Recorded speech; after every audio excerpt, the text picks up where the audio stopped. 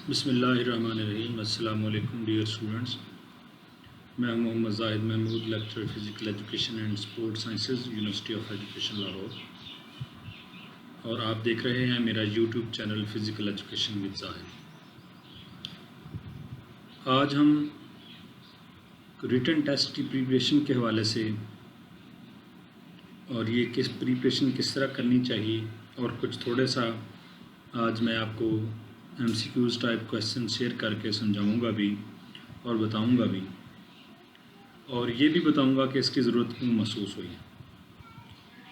देखने में यही आया कि इससे पहले 2015, 17 और 20 के जो रिटन टेस्ट वगैरह थे, तो वो पब्लिक सर्विस कमीशन के टेस्ट जो हैं वो डिफरेंट बुक से, शफ़क़त रसूल साहब की बुक से, डॉक्टर ज़फ़र इकबाल भट्ट साहब की बुक से और सुहेल भट्टी और नवाज़ भट्टी साहब की बुक से तकरीबन मोस्टली वो आए थे। तो अब जो ट्रेंड्स है वो बिल्कुल चेंज हो चुका है, और बहुत अच्छी बात है कि लास्टली जो 2 पेपर आए हैं कमीशन के, ख़ास तौर पर लेक्चर फ़िज़िकल एजुकेशन के, वो कंसेप्चुअल थे। बहुत सारे स्टूडेंट ने कहा कि वो मुश्किल थे, और फीमेल की पास होने की रेशो भी कम रही। 1000 स्टूडेंट को पास करना चाहिए, तो जो सिर्फ 98 कैंडिडेट पास कर सकें, अगर वो सारी भी हो जाएं तो फिर भी 100 सीटें बच जाती हैं। तो और मेल में भी जो मेरिट है वो कुछ ज़्यादा नहीं रहा, बड़ी मुश्किल से ही एक सीट के अगेंस्ट 5 लोग कैंडिडेट पास हुए हैं, जो कि पब्लिक सर्विस कमीशन का बेसिक क्राइटेरिया है। तो काफ़ी सालों से जो है वो हमारे सब्जेक्ट का merit as compare to other ज़रा कम रहा है। तो इस पे भी गौर करने की बात है। अब मैंने सोचा कि जो बुक्स वगैरह हैं उन पे तो बड़ी देर से ही जो चीज़ें प्रिंट हो चुकी हैं वही हैं, और बहुत कम ही राइटर हैं जो कि साल अपने एडिशन को जो है वो अपडेट करते हैं। तो स्टूडेंट के लिए ज़ाहिर सी बात है कुछ ना कुछ सोर्स तो होना चाहिए, उन्हें कोई ना कोई डायरेक्शन तो मिलनी चाहिए, उन्हें कोई रास्ता दिखाने वाला तो होना चाहिए जो उन्हें थोड़ा सा गाइड कर दे, उन्हें बता दे, क्योंकि करना तो सारा स्टूडेंट्स ने खुद होता है। लेकिन यह है कि अगर उनको प्रॉपर गाइड मिल जाए, प्रॉपर डायरेक्शन मिल जाए, पता चल जाए कि how can they do it, वो इसको कैसे कर सकते हैं, तो आई होप कि मुझे बहुत उम्मीद है कि न्यू जनरेशन जो है वो कर सकती है। तो इतना बड़ा मुश्किल काम नहीं है कि जो इससे पहले कभी किसी ने ना किया हो। तो यहाँ पे आज मैं कार्बोहाइड्रेट्स के वाले से कुछ MCQs क्वेश्चन शेयर करूँगा। इंशाल्लाह ये सिलसिला चलता रहेगा। अगर आप ये समझते हैं कि ये आप लोगों की बेहतरी के लिए ठीक है, तो काइंडली इसको शेयर करें, दूसरे लोगों तक पहुँचाएँ, और इसके हवाले से अगर जो भी सजेशन देना चाहें आप, यहाँ पे मेरा नंबर भी मौजूद है, उस पर भी दे सकते हैं, और यूट्यूब चैनल पे कमेंट सेक्शन में जाके भी आप अपनी राय का इजहार कर सकते हैं कि जिससे दूसरे लोगों की हम ज़्यादा से ज़्यादा और बेहतर तरीके से रहनुमाई कर सकें। तो इंशाल्लाह ये सिलसिला चलता रहेगा। कुछ MCQs, कुछ सब्जेक्टिव चीज़ें पहले भी मैं वीडियोस बनाता हूँ, शेयर करता हूँ आप लोगों के लिए। तो इंशाल्लाह नेक्स्ट भी चलता रहेगा, और आपने अपनी राय का इजहार ज़रूर करना है कि इसको कंटिन्यू करना चाहिए या सब्जेक्टिव टाइप जैसे पहले चल रहा है वैसे ही चलना चाहिए। कार्बोहाइड्रेट्स के वाले से आज कुछ क्वेश्चन हैं मैं आप तक शेयर करूँगा। Which of the following biomolecules simply refer to as staff of life. Staff of life किस बायोमॉलिक्यूल को कहते हैं? Lipids, proteins, vitamins, carbohydrates. तो इसका जवाब है कार्बोहाइड्रेट्स को। सबसे ज़्यादा हम कार्बोहाइड्रेट्स लेते हैं। लिपिड्स यानी फैट, प्रोटीन, विटामिन, इनकी कम मिकदार होती है, इनका तनासब कम होता है, तो इनको एज एक नाम इनका आ गया स्टाफ ऑफ लाइफ। जब भी कोई आपको बोले कि स्टाफ ऑफ लाइफ जो है मालिक्यूल्स कौन सा है, तो फौरी तौर पर आपके जहन में ये चीज़ आ जानी चाहिए कि carbohydrates. Which of the following is the simplest form of carbohydrates. इनमें सिंपलेस्ट फॉर्म कौन सी है? Aldehyde and ketone groups. Which of the following monosaccharides is the majority found in human body.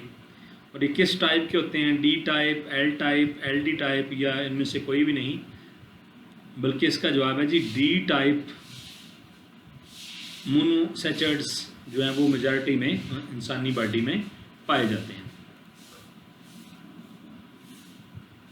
Which of the following is the most abundant biomolecules on the earth. Most abundant mean सबसे ज़्यादा पाया जाने वाला, तो वो है lipids, proteins, carbohydrates, nucleic acids. तो इसका आंसर है कार्बोहाइड्रेट्स। ये कार्बोहाइड्रेट सबसे ज़्यादा पाया जाता है ज़मीन के ऊपर, और सबसे ज़्यादा ये गंदम की शक्ल में पाया जाता है। उससे आगे भी चीज़ें जो हैं, जो भी इससे बनने वाली चीज़ें हैं वीट से, उनमें कार्बोहाइड्रेट्स ज़्यादा मिकदार में होता है।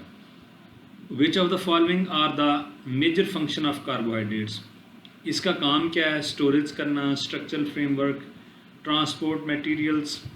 तो इस both storage and structural framework, इसका काम क्या है जी? इसके दो काम है, एक तो स्टोरेज करना और दूसरा स्ट्रक्चरल फ्रेमवर्क है जो आपकी बॉडी का, उसको बनाना। Which of the following is the general formation of carbohydrates. Carbohydrates की जनरल फॉर्मेशन कौन सी है? CH4H2O over N, C6H2O over N, CH2O over N। तो इसका जवाब है CH2O over N। N mean numbers. C2H2O N COOH। तो इसका करेक्ट आंसर है CH2O over N। Which of the following is the smallest carbohydrate. सबसे smallest जो है, सबसे छोटा कार्बोहाइड्रेट ट्रॉइस कौन सा है? राइबोसोम है, ग्लूकोज, ग्लाइकोसाइलाइड, डिहाइड्रोसीटोन। तो इसका जवाब है जी glyceraldehyde. Which of the following is the reducing sugar. Which of the following is reducing sugar? Dehydroxyacetone, erythrulose, glucose, all of the above। तो इसका जवाब है जी all of the। ये तमाम चीज़ें जो हैं वो ग्लूकोज को कम करती हैं, शुगर को कम करती हैं। Which of the following is an example of epimers? Glucose and ribosose, glucose and galactose, monos and glucose, ribosome and mannose। तो इसका करेक्ट आंसर है जी glucose and galactose. Which of the following has reducing protein properties? Mucic acid, galluric acid, gluconic acids, glucuronic acids। तो ये इसका सही जवाब है glucuronic acids। Molish test is used for lipids, proteins, म्यूकोप्रोटीन्स। तो ये जो मोलिश टेस्ट है ये म्यूकोप्रोटीन्स के लिए इस्तेमाल किया जाता है। What is trehalose? ये जी मेटले शुगर और deoxy sugar, non reducing disaccharides, reducing disacchareds of glucose and fructose। तो इसका करेक्ट आंसर है जी reducing disacchareds of glucose fructose। Which of the following does not have sulfur acid group? heparin, keto sulfate, hyaluronic acids, chondroitin sulfate। तो इसका जवाब है hyaluronic acids। Digitonin is the glycoside.